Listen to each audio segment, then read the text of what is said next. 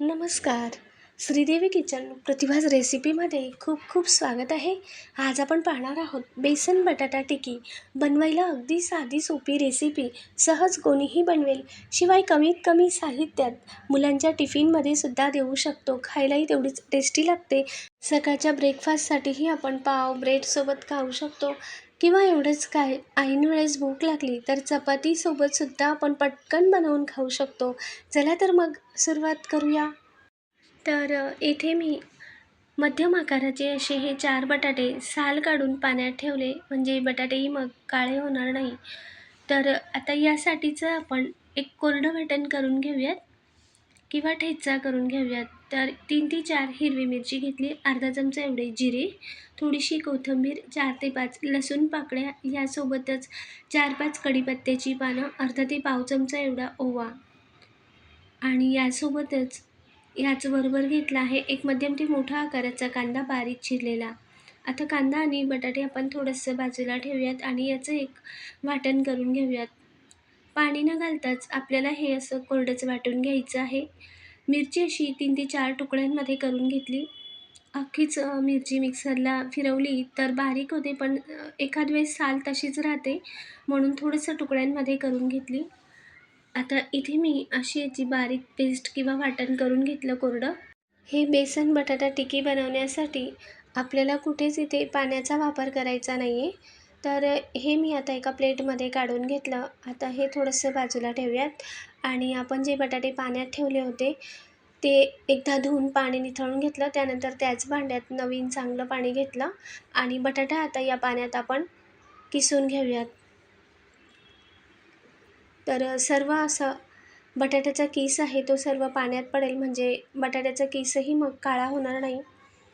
ह्याच पद्धतीने सर्व बटाटा आपण किसून घेऊयात. हे पहा, अजिबात काळा पडत नाही मग बटाट्याचा किस. सर्वच बटाटे मी असे किसून घेतले. आता पाण्यातून आपण हा बटाट्याचा किस काढून घेऊयात आणि हलक्या हाताने असं चोळून घ्यायचा. अगदी हलक्या हाताने 1-2-3 पाण्याने चोळून असा चांगला पिळून पाण्यातून काढून घेऊयात. पुन्हा नवीन दुसऱ्या पाण्यात टाकूनही अगदी हलक्या हाताने चोळून घट्ट असा पिळून घ्यायचा. यातील सर्व पाणी पिळून घ्यायचे. चांगला कडक असा पिळून एका प्लेटमध्ये काढला आणि आता त्याच भांड्यातील सर्व पाणी निथळून घेतल्यानंतर पुन्हा मी त्याच खोलगट भांड्यात हा बटाट्याचा किस घातला आणि यावर घालूयात आता चिरलेला कांदा. त्यानंतर घालूयात जो आपण मिक्सरला फिरवून घेतलेला ठेचा. यासोबतच चिरलेली भरपूर अशी कोथिंबीर. त्यानंतर चवीनुसार मीठ घालूयात. अर्धा ते 1 चमचा एवढे लाल मिरची पावडर. आपण आधीही 2-3 हिरवी मिरची घातली आहे, म्हणून आवश्यकतेनुसार लाल तिखट. अर्धा ते पाव चमचा एवढी हळद आणि आता घालूयात शेवटी लागेल तसं बेसन घालूयात. सुरुवातीला आपण एक 3-4 चमचा एवढे बेसन घालूयात आणि सगळं हे एकजीव करून घेऊयात. जसं हे पातळ होईल भाज्यांमुळे तसं लागेल तसं आपण यात बेसन मिक्स करत चालायचं.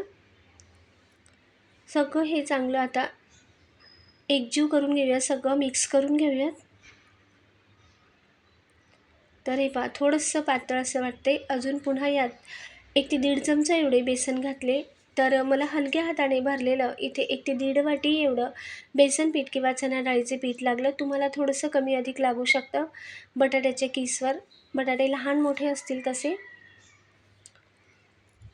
हे पहा, इतपत असं मी हे घट्ट ठेवलं आहे, जास्त अगदीच पातळही नाही आहे. एवढं असं आपल्याला हे पीठ ठेवायचं आहे आणि आता हे चांगलं मिक्स करून घेऊयात.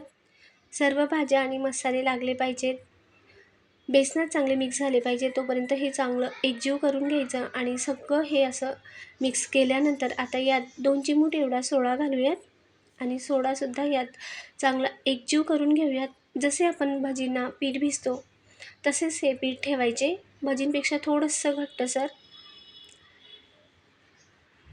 हे पहा, आता वरून असं पटकन पडतं आहे, म्हणजे इतपत हे आपण पीठ ठेवलं. चमच्याने सगळं मी मिक्स करून घेतलं आणि गॅसवर आधीच मी तवा गरम करायला ठेवला होता. मध्यम आचेवर तवा गरम झाला की यात तेल घालूयात. कमीत कमी यात तेलात या टिक्या मस्त अशा फ्राय होतात. किंवा तुम्ही तळूनही घेऊ शकता किंवा अशीच भजी सोडली तरीसुद्धा खूप छान होते.